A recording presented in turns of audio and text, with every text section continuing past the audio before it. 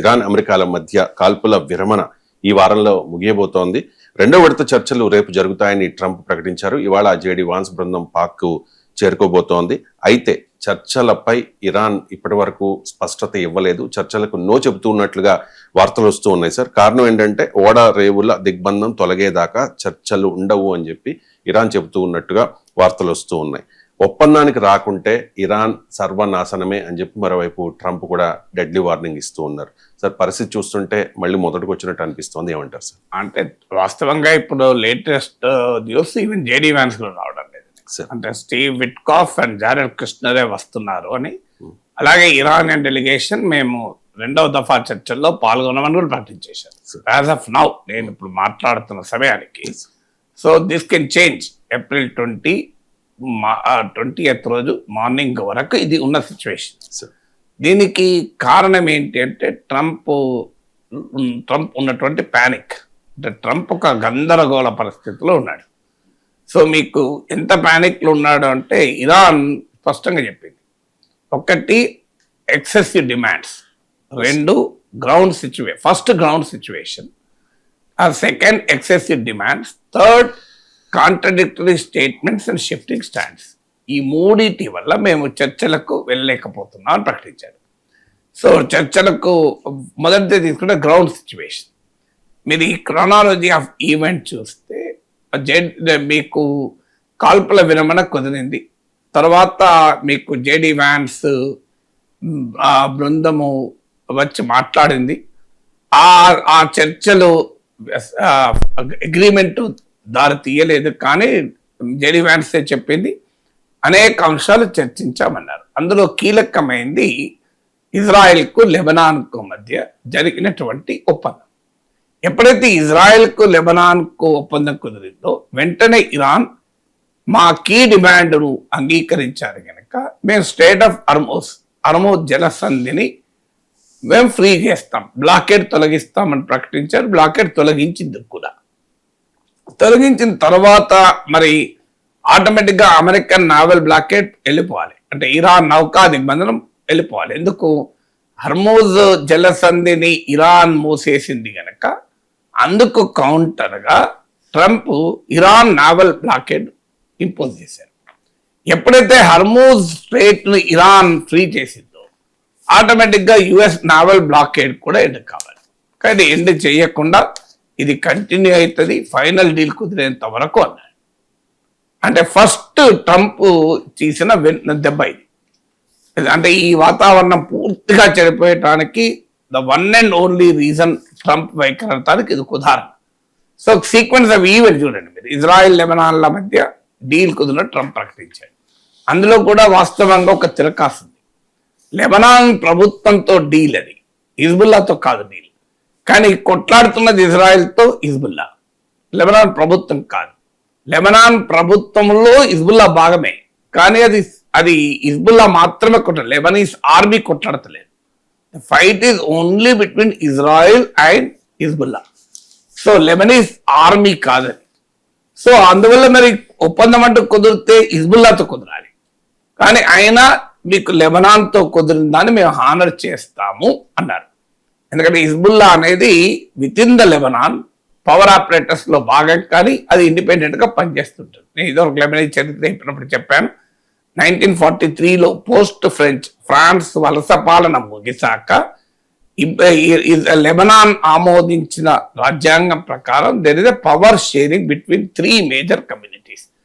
Christians president గా ఉంటారు. అందువల్ల ఇప్పుడు ఒప్పందంలో కూడా కుదిరింది కూడా లెబనీస్ ప్రెసిడెంట్ క్రిస్టియన్. ఆయన పేరు చూస్తే మీకు అర్థమవుతుంది, మీడియాలో అంతటా వచ్చింది. ప్రైమ్ మినిస్టర్ సున్నీ ముస్లిం ఉంటాడు, షియా ముస్లిం మీకు పార్లమెంట్ స్పీకర్ ఉంటారు. వాస్తవంగా Shia Muslim 40% of the Lebanese population. So Israel Lebanon, south లెబనాన్లో ఈ షియా ముస్లిమ్స్ ఉంటారు.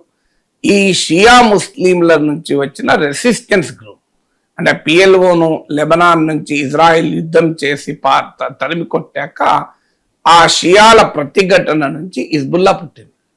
సో ఆ హిజ్బుల్లా ఎప్పుడైతే ఏర్పడి షియాలకు, అది హిజ్బుల్లాకు 3 వింగ్స్ ఉంటాయి. ఒకటి మిలిటరీ వింగ్, రెండవది పొలిటికల్ వింగ్ ఉంటుంది, అది లెబనీస్ గవర్నమెంట్ లో కూడా భాగము, ఎందుకంటే వాళ్ళ పార్లమెంట్ లో కూడా సీట్లు ఉన్నాయి. అలాగే సోషల్ కల్చరల్ వింగ్ ఉంటుంది, అది స్కూళ్ళు, హాస్పిటల్స్, ఎకానమీ నడుపుతుంది, అదొక కంప్లీట్ షియా ప్రజలకు కావాల్సిన సర్వీసెస్ అందజేస్తుంటది. సో ఇది హిజ్బుల్లాకున్న యునిక్ క్యారెక్టర్. ఆ హిజ్బుల్లా మిలిటరీ వింగ్ జిహాద్ కౌన్సిల్ అంటారు దాన్ని, అది ఇజ్రాయెల్తో యుద్ధం చేస్తోంది దశాబ్దాలుగా. సో లెబనీస్ ఆర్మీకి సంబంధమే లేదు. అయినా ఒప్పందము లెబనీస్ ప్రభుత్వంతో కుదుర్చుకున్నాక ఇజ్రాయెల్ హిజ్బుల్లాతో కుదుర్చుకోము, హిజ్బుల్లాతో చర్చలే లేవు అన్నారు కూడా. అయినా హిజ్బుల్లా హానర్ చేసింది. ఇంకా ప్రాబ్లం ఏంటి, ఆ హిజ్బుల్లా హానర్ చేసి మేము కాల్పులు జరపము, మాపై దాడులు జరిగితే తప్ప అని ప్రకటించింది.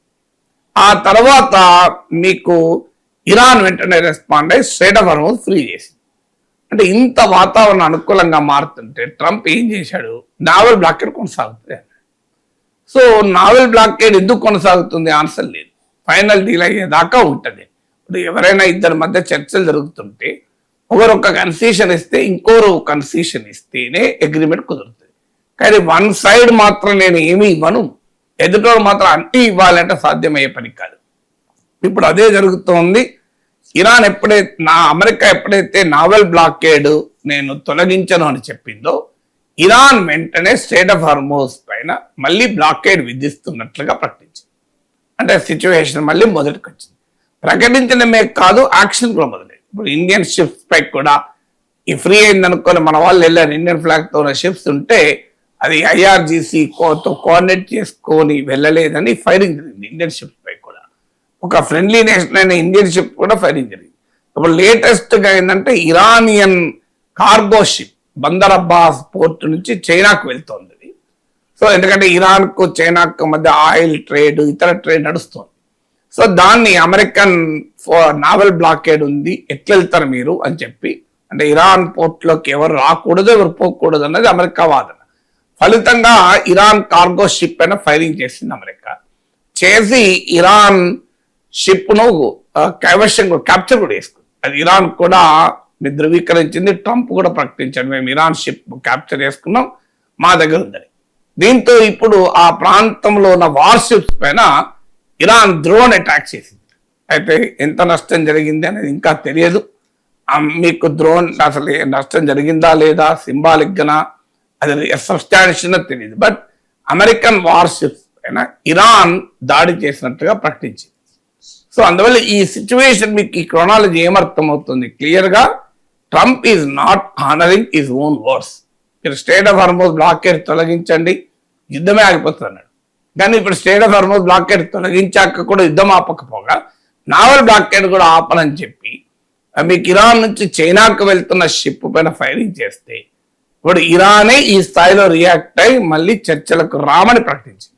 ఆల్రెడీ సెకండ్ రౌండ్ ఆఫ్ చర్చలకు మేము వెళ్ళాము అని ప్రకటించేశారు. మీరు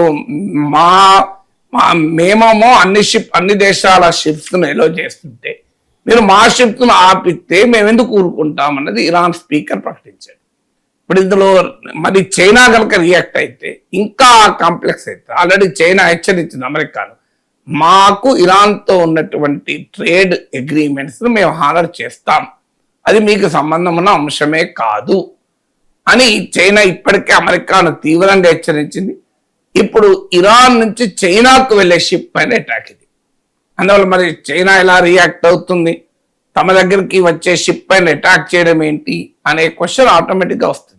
సో అందువల్ల ఇప్పుడు చైనా కూడా రియాక్ట్ అయితే పరిస్థితి ఇంకా చేజారిపోతుంది. సో అందువల్ల మీకు క్లియర్గా గ్రౌండ్ సిచ్యువేషన్ మొదటి రీజన్ ఈ చర్చలో మళ్ళీ ప్రశ్నార్థకం కావటానికి. రెండవది ఎక్సెసివ్ డిమాండ్స్ అని. సో ట్రంప్ ఏం డిమాండ్ చేస్తున్నాడు, ఎవరైనా ఏం డిమాండ్ చెయ్యాలి, what is legitimate demand, Iran వద్ద న్యూక్లియర్ వెపన్స్ ఉంటే ప్రమాదము అనేది argument. So that is the starting point of the argument. So ఎందుకంటే ఇరాన్కి ఇస్లామిక్ రెజీమ్ అది కూడా ఎంతవరకు సమంజసం అనేది క్వశ్చన్ మార్క్. ఎందుకంటే ఇజ్రాయిల్ కూడా యుద్ధోన్మాద దేశం, అరబ్ దేశాలు అనేక దేశాలపైన ఇజ్రాయిల్ నిరంతరం యుద్ధాలు చేస్తూనే ఉంటుంది. ఆఖరికి ఇజ్రాయిల్కు సామ్సన్ డాక్ట్రిన్ అని తాను ఓడిపోయే పరిస్థితి వస్తే అణ్వాయుధమైనా ప్రయోగిస్తానన్నది ఇజ్రాయెల్ విధానం. మరి ఇజ్రాయెల్ దగ్గర అణ్వాయుధాలు ఉంటే ఇబ్బంది లేదు.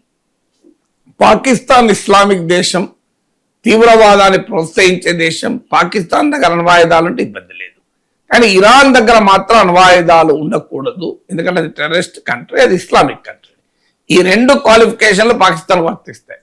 ఇంకా మూడోది ఏంటంటే పాకిస్తాన్ లో ప్రభుత్వము చాలా మిలిటరీ నడిపేటువంటి ప్రభుత్వం. కనీసం అక్కడన్నా ఏదో మత రాజ్యం, మత కౌన్సిల్, కొన్ని ఏదో ఒక పద్ధతి ఉంది. పాకిస్తాన్లో ఏ పద్ధతి లేదు, కుక్కలు చెప్పినవి ఇస్తారు. మరి అలాంటప్పుడు అదొక పార్ట్ అయినా కూడా ఇరాన్ దగ్గర అణ్వాయుధాలు ఉండకూడదు, నేను కూడా ఒప్పుకుంటాను. దాన్ని ఎన్ష్యూర్ చేయాల్సిందే, తప్పులేదు. ఎన్ష్యూర్ చేస్తానికి ఒబామా టైంలో డీల్ కూడా కుదిరింది. ట్రంప్ దాని నుంచి బయటికి వచ్చాడు. చేయాల్సింది ఏంటి, మీరు న్యూక్లియర్ వెపన్ తయారు చేయకూడదు, చేయకుండా ఉండాలంటే ఏ చర్యలు తీసుకోవాలి అనేది చర్చించారు. అది వదిలేసి ఏమంటున్నాడు, మీ దగ్గర ఉన్న యురేనియం మెటీరియల్ మాకు బయటకి ఇచ్చేయాలి, మీ దగ్గర ఉన్న సెంట్రిఫ్యూజెస్ మాకు ఇచ్చేయాలి అంటున్నారు. ఇరాన్ వాదన ఏంది, యురేనియంతో కేవలం అణ్వాయుధమే తయారు కాదు కదా, అణు విద్యుత్ కూడా తయారవుతుంది కదా. ఇప్పుడు ఇరాన్ దగ్గర ఉన్న యురేనియం 60% ఎన్రిచ్మెంట్, 90% ఎన్రిచ్మెంట్ చేస్తే తప్ప అణ్వాయుధానికి ఉపయోగపడదు. 90% శుద్ధి చేయాలి.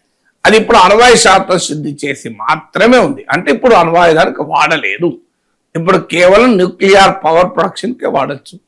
మరి న్యూక్లియర్ పవర్ ప్రొడక్షన్కి వాడేది కూడా ఇచ్చేయమంటే ఎవడు ఎందుకు ఇస్తాడు? ఇప్పుడు మరి పాకిస్తాన్ దగ్గర ఉన్న యురేనియం ఇవ్వని అంటున్నాడా? మన ఇండియా దగ్గర ఉన్న యురేనియం ఇవ్వని అంటే ఇస్తామా? అమెరికా దగ్గర ఉన్న యురేనియం ఇవ్వంటే ఇస్తామా? ఎవరు ఇవ్వరు కదా. సో మేము అణ్వాయుధము తయారు చేసే స్థాయికి ఆ 90% ఎన్రిచ్మెంట్ కాకుండా అన్ని ఆంక్షలు చేపట్టచ్చు, తప్పేమీ లేదు. కానీ అడుగుది కాదు, యురేనియం నీ దగ్గర ఉండొద్దు, నేను టెక్నాలజీ ఉండొద్దు అంటే రేపు ఏంటి పరిస్థితి? రేపు ఇరాన్ మళ్ళీ అమెరికా ఇజ్రాయెల్ దాడి చేస్తే ఇజ్రాయెల్ దగ్గర అణ్వాయుధం ఉంటుంది, ఇరాన్ దగ్గర ఉండదు. మరి అప్పుడు ఇరాన్ ఏం చేయాలి? ఈ ప్రశ్న ఇరాన్ అడిగితే ఆన్సర్ లేదు. అందువల్ల రెండోది ఎక్సెసివ్ డిమాండ్స్, మూడోది షిఫ్టింగ్ పొజిషన్స్. ఇప్పుడు మళ్ళీ ఏమన్నాడు, మళ్ళీ బ్రిడ్జ్లు అటాక్ చేస్తా, పవర్ ప్లాంట్ అటాక్ చేస్తా అని మళ్ళీ మొదలుపెట్టాడు. సో మళ్ళీ జేడీ వ్యాన్స్ వస్తానన్నాడు, రావడం లేదు. ఒక దశలో నేనే పాకిస్తాన్కి వెళ్తున్నా అన్నాడు, ఆయమే గో టు పాకిస్తాన్ అన్నాడు. వార్ నియరింగ్ ఎండ్ అన్నాడు, యుద్ధం అయిపోతుంది అన్నాడు. స్టేట్ ఆఫ్ హర్మూజ్ ఓపెన్ చేసినా చేయకపోయినా యుద్ధం ఆగిపోతుంది అన్నాడు. అంటే స్టేట్ ఆఫ్ హర్మూజ్ ఎలాగూ ఓపెన్ అవుతుంది కదా అన్నాడు. స్టేట్ ఆఫ్ హర్మూజ్ మాకు పనే లేదు దాంతో అన్నాడు. సో ఎన్ని రకాల స్టేట్ ఆఫ్ హర్మూజ్ మేము ఇరాన్ కలిసి టోల్ ట్యాక్స్ వసూలు చేస్తామన్నాడు. సో రోజుకో మాట, క్షణానికో మాట ఒక దేశ ప్రెసిడెంట్ అంటుంటే మరి ఇరాన్ ఎవరేం చేస్తారు ఇక్కడ? సో అందువల్ల ఇవాళ ఒకవేళ చర్చలు జరగక మళ్ళీ వార్ మొదలైతే దానికి one and only person responsible Donald Trump.